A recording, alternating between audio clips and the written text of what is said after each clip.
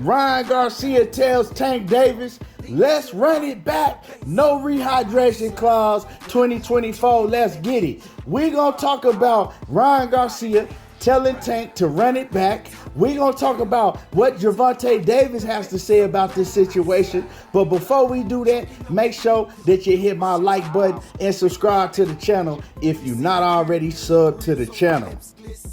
2023 has been an epic year in boxing, and it all kicked off with Ryan Garcia and Gervonta Tank Davis, man. That fight did huge numbers. Both of the fighters sold the fight, and both of them fighters, they made their name much bigger than their names already was when they walked out of that ring after the fight. You know what I'm talking about? So, man, salute to Ryan Garcia and Gervonta Davis for kicking it off, because after that, everybody else followed. Everybody else started trying to make the big fights. Now, granted, Errol Spence and Terrence Crawford, they had been in negotiations before that, but everybody else started trying to make big fights after Ryan Garcia and Tank Davis. Oh, don't let me forget David Benavidez and Caleb Plant, because we got to recognize them too, because they actually had their fight pop off before Ryan and Tank. So, you know, but Ryan and Tank, they were the biggest. They were actually even bigger than Errol Spence and Terrence Crawford. But one of the biggest stories in that fight was the rehydration clause that Tank put on Ryan. You know, everybody was wondering, why is Tank putting a rehydration clause on Ryan Garcia? Now, they did fight at a catch weight of 136 pounds. Instead of fighting at 135, where Tank Davis fights and where Ryan Garcia used to fight 3 years prior to getting in the ring with Tank, they decided, okay, we're going to fight at a catch weight, which, let's keep it 100, wasn't really too much of a catch weight because it was only 1 pound. And then, not only that, Tank Davis put a rehydration clause on Ryan Garcia, which Ryan Garcia took. But then, after Ryan Garcia agreed to the rehydration clause, he started crying and complaining. But he also said that it wasn't going to affect him in the fight. Now, after the fight, we all know what happened in the fight. Ryan got stopped with a body shot. Immediately, Ryan Garcia and his whole team after the fight started complaining about the weight. He started saying that, you know, hey, he didn't feel like himself as soon as he got in the ring. That night, before the fight started, he felt weak. And then we saw what happened. That's why he couldn't take the body shot, because he was weak throughout the night from the rehydration clause being put on him. Now, if you do look at the weigh-in, Ryan Garcia did look sunk in. You know what I'm saying? He looked frail. He looked like a skeleton. You know what I'm saying? You could see the bones in his face. But the main thing fans were saying is, hey, why is he crying about it now? He didn't have to take the fight. Nobody forced him to take the fight. And I agree with that. Nobody forced Ryan Garcia to take the fight. He didn't have to take the fight. But see, the thing with these fighters is they get money hungry. And they look at certain fighters like Gervonta Davis and they think that Tank is the end of the road. He is the biggest of the biggest, which it turned out to be true. You know what I'm saying? Ryan Garcia, he took an L to Tank, but he still made $30 million.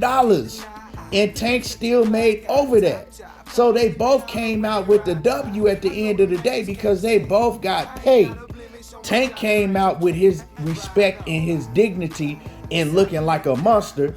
And Ryan Garcia came out of the fight with just a bag, and he lost a lot of respect because people was clowning him for taking that knee and quitting, when it looked like that Ryan could have got back up and continued to fight. But when he was asked why he didn't get up and continue to fight, he says, look, I knew that I was in so much pain, I was probably going to get knocked out if I had got back up. So I made the decision to stay down and go ahead and cash that check. That's basically what it is. You know what I'm saying? But he continued to say that if it wasn't for the rehydration clause, he thinks that he could beat Tank. Now, everybody that was watching that fight realized that Tank's skill level was just on a whole different level than Ryan Garcia's. I mean, his boxing ability, his footwork, it was just on a whole different level than Ryan Garcia, and that was the ultimate factor why Ryan Garcia really couldn't compete against Tank in that fight. It didn't really have nothing to do with the power and the speed, because both of them got power, both of them got speed. It came down to boxing skills. Because although we did see Ryan Garcia get dropped early on in the fight, right, to the head, he got back up and he wasn't really fazed by that. He wasn't hurt by that. So that's why I say power didn't play a factor. What played a factor was boxing skills, and Tank Davis had the much better boxing skills. So you ask yourself now, right?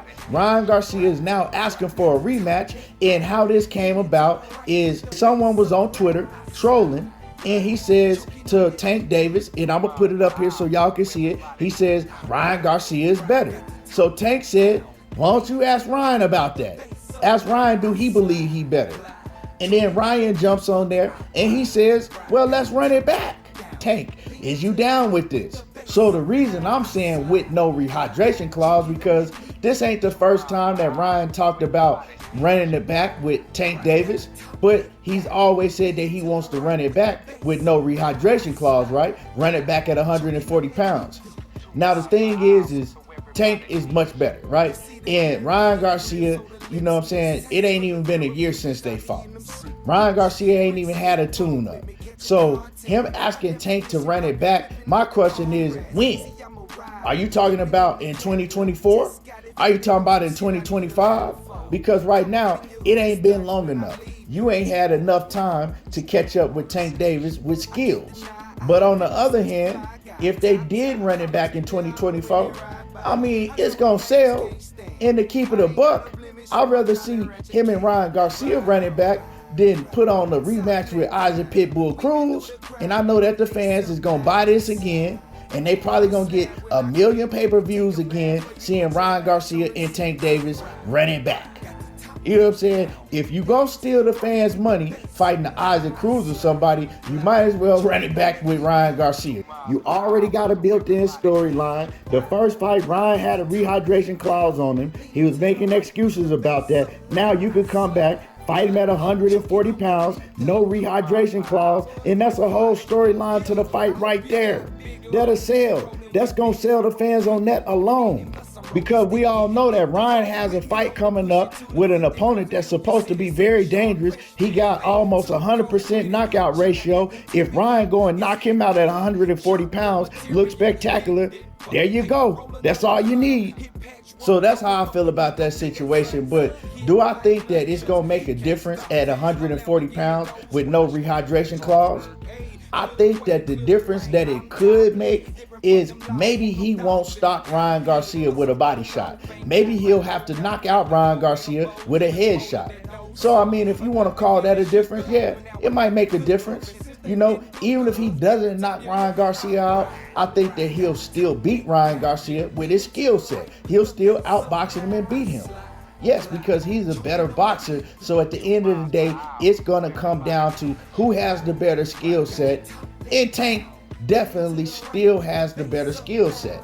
Will people buy this fight if they do rematch each other in 2024? For sure.